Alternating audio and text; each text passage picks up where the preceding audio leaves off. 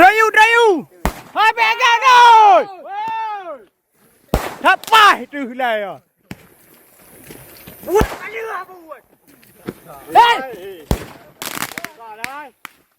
Syedaralun sejumlah masyarakat mengusir kawanan gajah liar menggunakan mercon di kawasan Beneh Alu, Kecamatan Sakti Pidi pada Sabtu 9 September 2023 dini hari.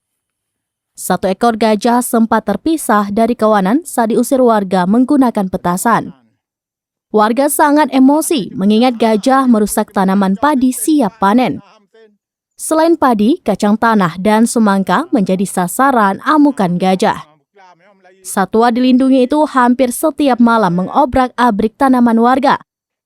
Tidak hanya di Kecamatan Sakti, binatang berbadan besar itu menyerang tanaman padi milik warga di Kampung Alu, Kemukiman Tungpudeng, Kecamatan Tite.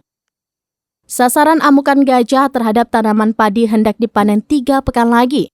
Satwa liar ikut menginap di kebun warga dengan menyantap tanaman produktif di dalam kebun. Gangguan gajah tidak pernah berhenti mengusik petani di Pidi.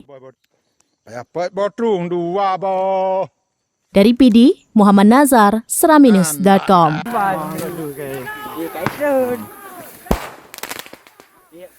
Rayu, hai pegang rồi. Thapa itu lah ya.